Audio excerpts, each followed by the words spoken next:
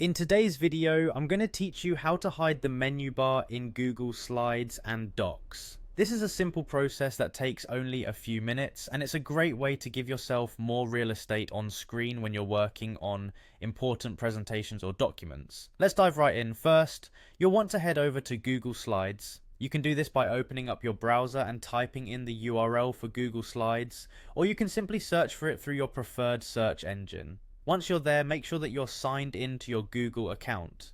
This step is crucial because it ensures that you have access to your documents and presentations, and you'll need these permissions to make changes like hiding the menu bar.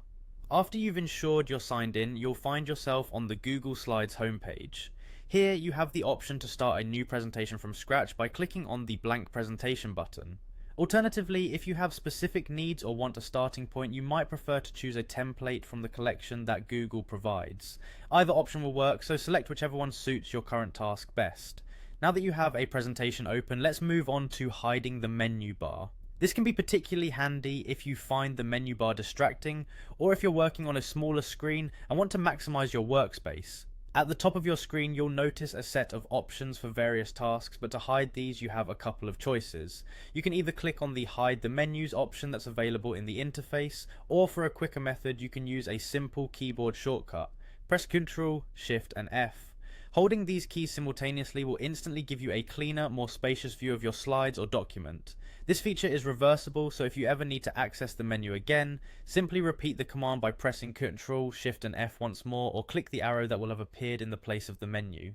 The ability to toggle the menu on and off provides great flexibility, especially when you're switching between editing and presenting modes. And there you have it, a quick and straightforward way to hide the menu bar in Google Slides and Docs, giving you more space to focus on your work. Whether you're preparing for a big presentation or just want a cleaner workspace, this feature can significantly enhance your productivity. Thank you for watching, and be sure to check out our other tutorials for more tips and tricks on using Google tools efficiently.